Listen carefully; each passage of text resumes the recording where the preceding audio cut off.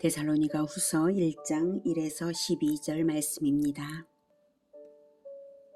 데살로니가 후서 1장. 바울과 실와노와 디모데는 하나님 우리 아버지와 주 예수 그리스도 안에 있는 데살로니가인의 교회에 편지하노니, 하나님 아버지와 주 예수 그리스도로부터 은혜와 평강이 너희에게 있을지어다. 형제들아, 우리가 너희를 위하여 항상 하나님께 감사할지니 이것이 당연함은 너희의 믿음이 더욱 자라고 너희가 다 각기 서로 사랑함이 풍성함이니, 그러므로 너희가 견디고 있는 모든 박해와 환난 중에서 너희 인내와 믿음으로 말미암아 하나님의 여러 교회에서 우리가 친히 자랑하노라. 사랑하는 형제 여러분, 5월 5일 목요일 저녁 목상에 오신 것을 환영합니다. 데살로니가 후서는 데살로니가 교회에 보낸 바울의 두 번째 편지입니다. 먼저 전서를 보내어서 교훈난 두 가지가 있죠. 첫째로는 데살로니가 교회가 모범적인 신앙을 보인 것에 칭찬을 했고요. 둘째로는 잘못된 종말관을 바로잡아주는 교훈을 주었습니다. 그런데 데살로니가 후서 역시 그 주제가 똑같습니다. 내용은 조금 다르지만 왜 똑같은 주제로 또 편지를 보냈는가 하면 전서를 받은 데살로니가 교회의 일부 사람들이 전서를 통해 종말관을 바로잡은 것이 아니라 오히려 뜻을 이해하지 못했는지 더욱 잘못된 방향으로 왜곡되고 말았습니다. 그래서 바울은 두 번째 편지를 통하여서 종말관을 더욱 자세하게 가르쳐서 바로잡고자 쓴 것입니다. 오늘 본문 1장은 인사말이어서 아직 본격적인 종말관 교정은 아닙니다. 1, 2절.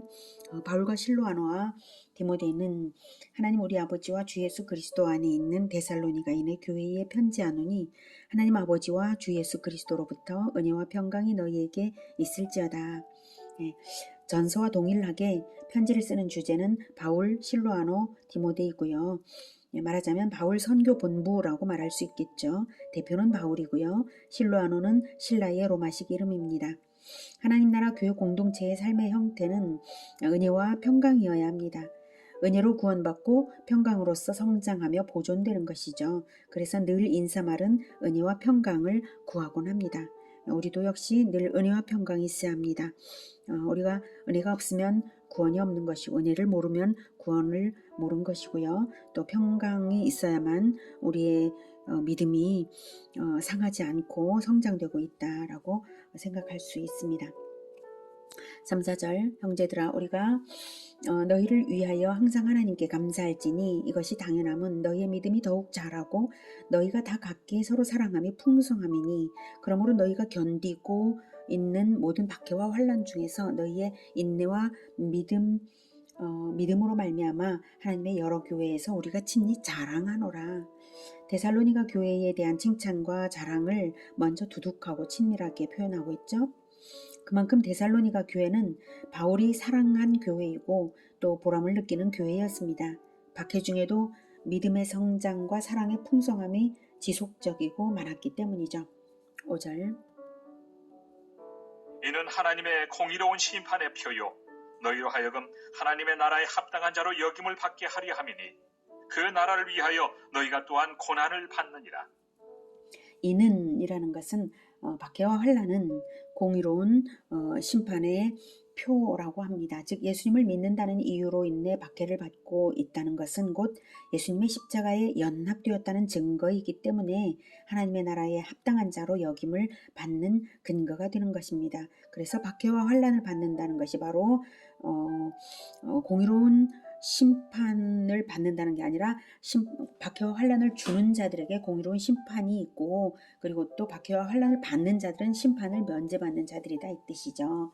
하나님의 나라에 합당한 자로 여김을 받는 자들이다, 이거죠.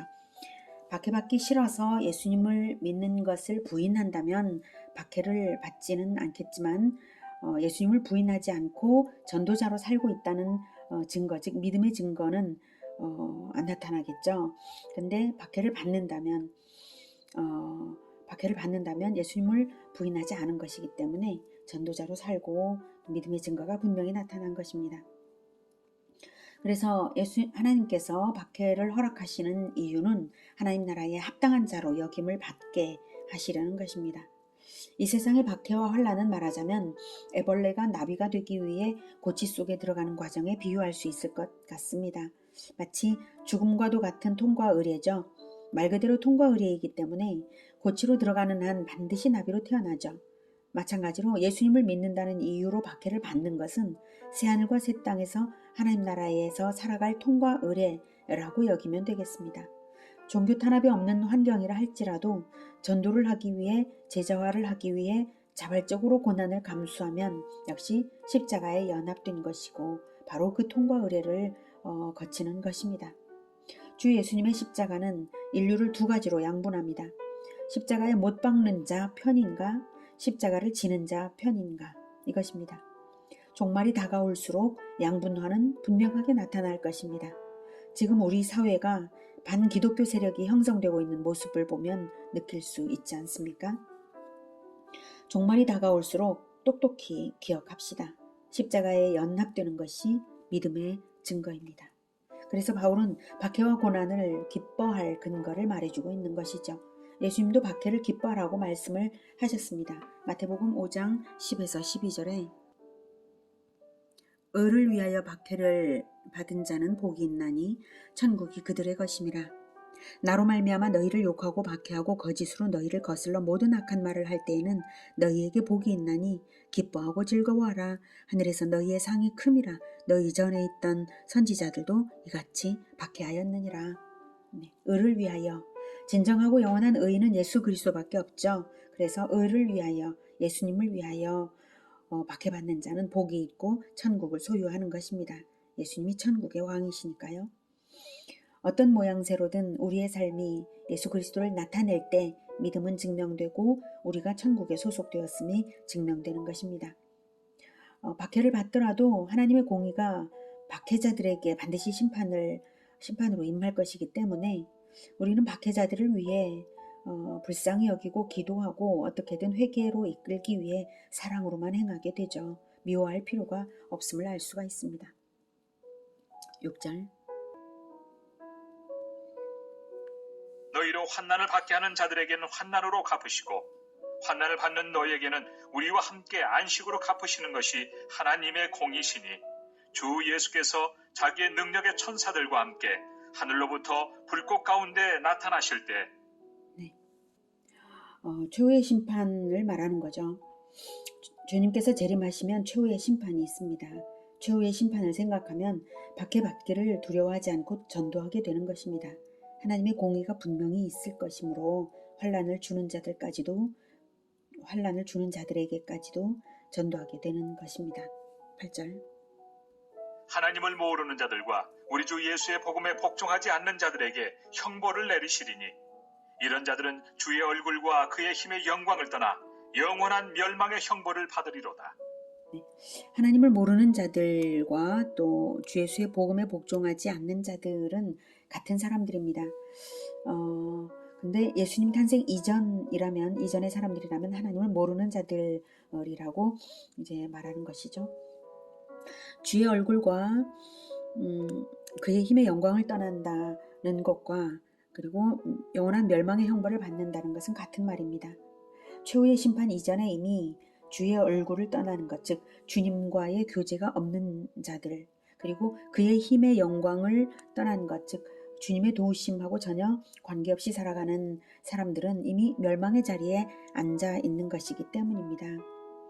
10절 그날에 그가 강림하사 그의 성도들에게서 영광을 받으시고 모든 믿는 자들에게서 놀랍게 여김을 얻으시리니 이는 우리의 증거가 너희에게 믿어졌습니다.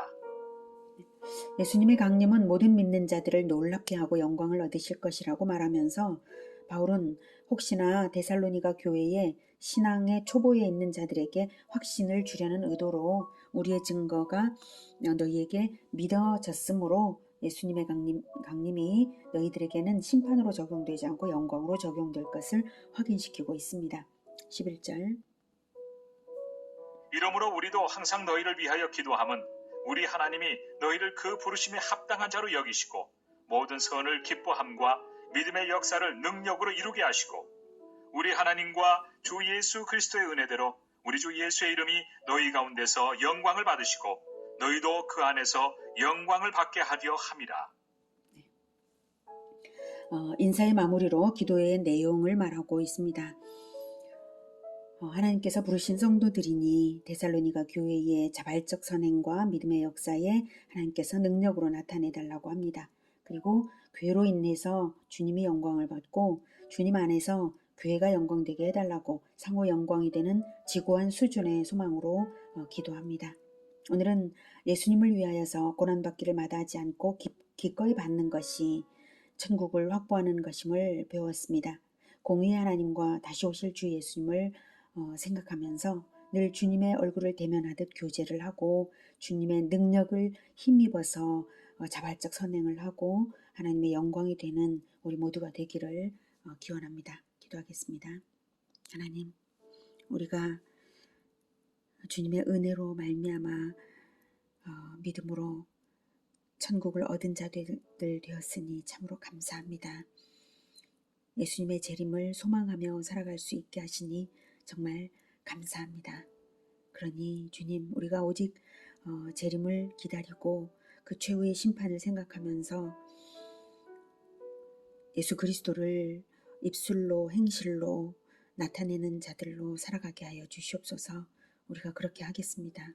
박해가 있거나 고난이 있을지라도 기꺼이 그것을 감당하면서 살아갈 수 있도록 우리 마음에 더욱 큰 소망과 열정과 사랑으로 충만케 해주시고 우리의 믿음을 주님께서 더욱 키워주시며 능력으로 우리들의 인생에 역사하여 주셔서 많은 선한 것을 이루어 주시옵소서. 예수 그리스도 이름으로 기도드립니다. 아멘. 이어지는 시간은 개인 기도 시간입니다.